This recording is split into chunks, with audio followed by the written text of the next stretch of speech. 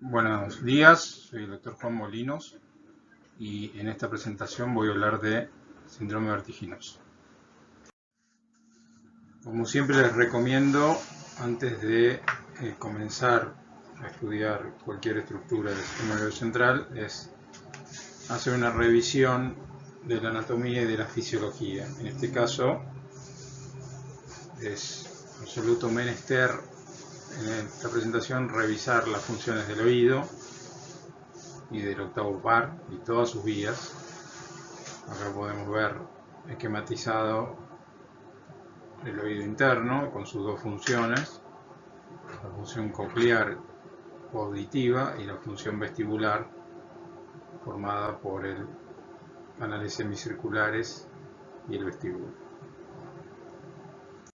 Como bien ven acá y recordarán, los canales semicirculares están ubicados en las tres dimensiones del espacio y por donde en su interior circula la endolinfa, que lo que genera es distintos potenciales de membrana que se van a transmitir a través del octavo par al núcleo vestibular, donde se da información inconsciente acerca de la ubicación corporal del paciente. Este esquema es clave para entender uno de los síntomas más comunes del síndrome vestibular, que es el nistagmus. No es un síntoma solamente se ve en el síndrome vestibular, se ve también en el síndrome cerebeloso, en otros síntomas del sistema nervioso central. Pero cuando hay afección del laberinto, como ven en el esquema, uno de los síntomas más comunes es el nistagmus. Y eso se explica por las conexiones entre el tercer par, sexto par, con las conexiones del núcleo vestibular, como ven acá en este esquema. Acá pueden ver que en esta paciente que tenía un trastorno severo laberíntico en el laberinto derecho, ¿sí?, como si a la paciente en la figura superior le movían la cabeza a la izquierda podía fijar perfectamente la mirada, pero si cuando se le rotaba la cabeza hacia la derecha, la paciente hacía una sacudida rápida de los ojos hacia el lado contrario. El equilibrio es una función del sistema nervioso que nos permite darle a nuestro desplazamiento en el espacio un sentido temporal y de la espacialidad dándole una lógica. Y involucra el cerebelo, los núcleos vestibulares, la propiocepción y el sistema visual. Está todo interconectado. Vemos cómo se conectan la visión, el cerebelo, el vestíbulo y las vías de la propiocepción inconsciente. Las expresiones habituales de desequilibrio son el vértigo y los mareos. Los mareos es un síntoma bastante difícil de sistematizar. El paciente siente desplazamiento del cuerpo con inestabilidad y que puede ser permanentemente inestable, es crónico, y estar mareado, sentirse mareado, o de golpe me dan mareos. Eso es lo que los pacientes cuentan. Hay que distinguir entre la sensación de cabeza hueca, flotante, como globo. Siempre es muy difícil de distinguir los síntomas de somatización, ¿no? Concretamente en el vértigo hay una conciencia de un error en la orientación del propio cuerpo en el espacio. Es una percepción falsa de movimiento de uno mismo o del medio en forma de giros. Sensación, objetivamente lo que se ve es la sensación de giro del medio. La función del aparato vestibular es registrar y regular los movimientos oculares en relación a los movimientos de la cabeza en sentido lineal o angular. En los canales semicirculares existen los receptores de la aceleración angular de la cabeza, células ciliadas embebidas en la linfa, los cuales no funcionan a velocidad constante. En el utrículo y el sáculo se encuentran los otolitos, que pesan 5 veces más que el líquido, donde se encuentran, por lo cual se afectan en la fuerza de gravedad y se percibe la aceleración lineal. La información vestibular es modulada por el sistema nervioso central a través de los reflejos vestíbulo-oculares y vestíbulo-espinales, para fijar la vista y mantener el tono postural. La actividad del sistema vestibular es de tipo tónica o de ganancia. Las alteraciones pueden ser por alteración de cualquiera de ellas. Entonces, el trípode del equilibrio va a ser la visión, la propriocepción y la vía vestibular.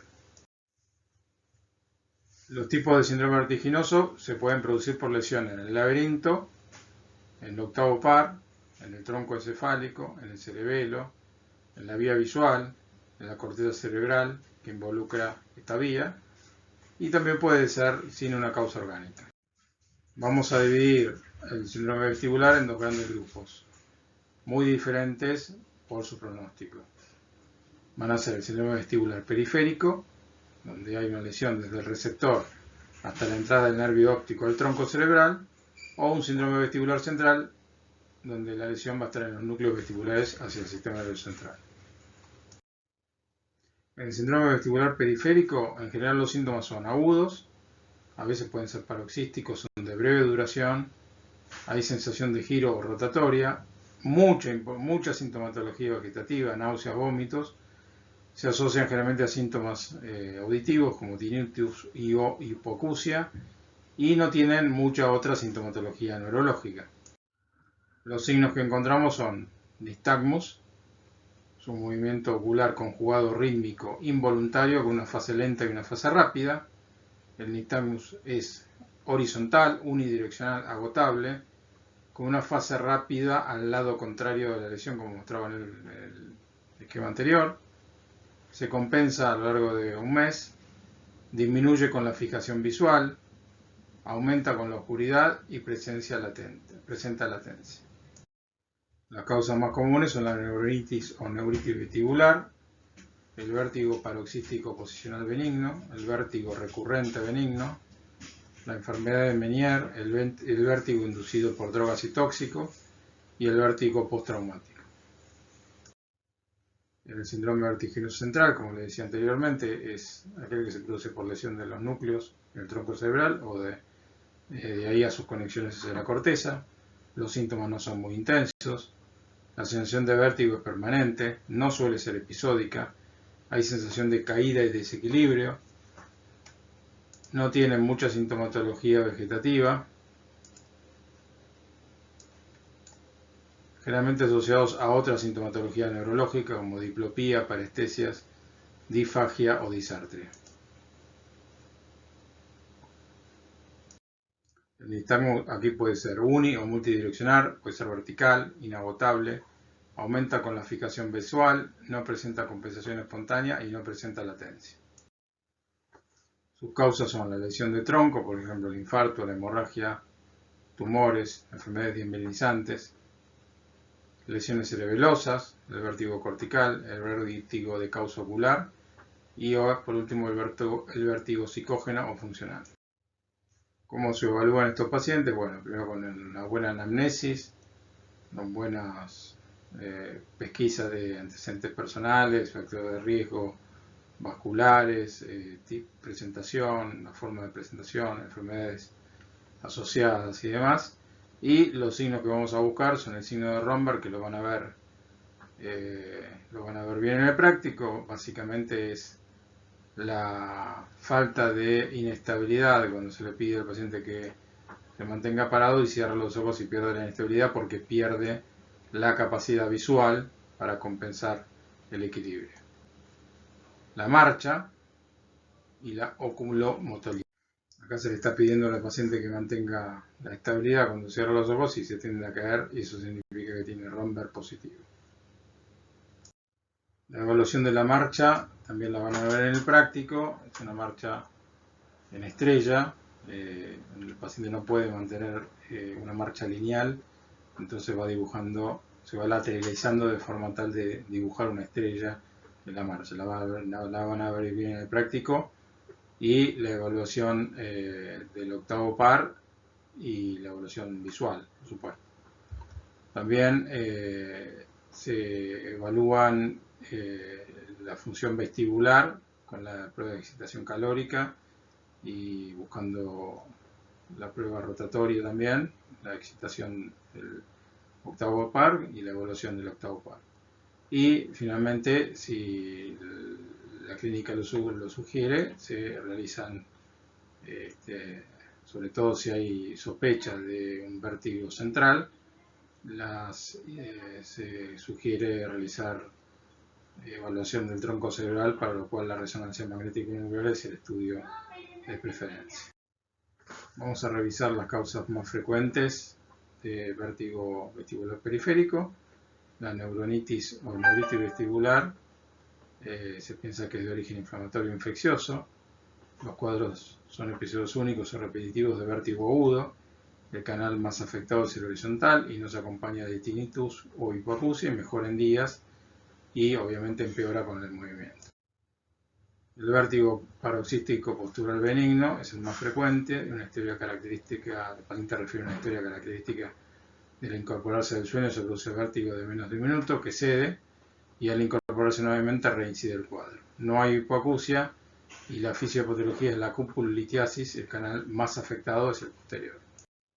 En el vértigo recurrente benigno, el ataque de vértigo recurrente dura de minutos a horas, sin desencadenamiento postural y se puede desencadenar por el estrés, por el alcohol o por falta de sueño.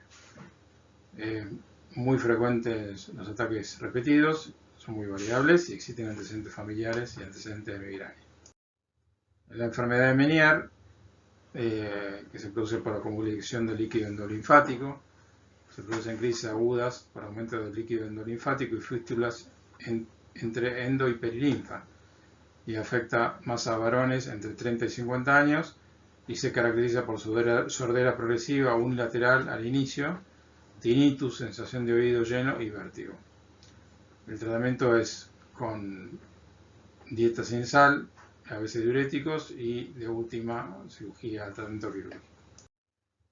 El vértigo por drogas, bueno, muy frecuentemente los antipilépticos, por ejemplo la difenilidantoína, da vértigo agudo y muy conocidos los aminoglucósidos por ser datotóxicos y otras drogas y tóxicos, ¿no?, que pueden dar vértigo, típico el alcohol. Esta es la maniobra Dix-Hallpike, que consiste en repetir las maniobras que producen vértigo posicional benigno y la repetición tiende a generar compensación y mejoría del cuadro. Aquí vemos resumido las diferencias en las sintomatología y los signos del vértigo periférico y central, síndrome vestibular periférico central. El nistagmus es unidireccional en el periférico, tiene una fase rápida hacia el lado contrario de la adhesión. En el central muchas veces revierte la dirección y no mejora con la fijación de la mirada.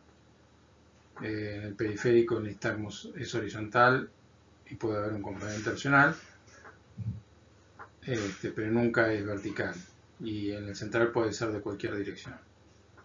El efecto de la fijación visual suprime el nistagmus en el periférico, no lo suprime en el central. En el periférico no tiene otra sintomatología neurológica y en el central siempre. La inestabilidad en el periférico es unidireccional y la marcha está preservada, y en el central hay mucha inestabilidad y tiene trastorno de la marcha. En el periférico suele estar asociado a síntomas auditivos y en el central generalmente ausentes. El vértigo postraumático se puede dar por cualquiera de estas causas: fractura de hueso temporal, rotura de membrana labiríntica con fístulas perilinfáticas, contusión de aparato vestibular o por cambios de la presión en el oído medio. Vemos acá en esta imagen una tomografía con un hematoma cerebeloso que le generó al paciente un síndrome vestibular central. Acá vemos en estas imágenes tumores del ángulo ponto cerebeloso en resonancia que originó compresión del octavo par y un vértigo periférico.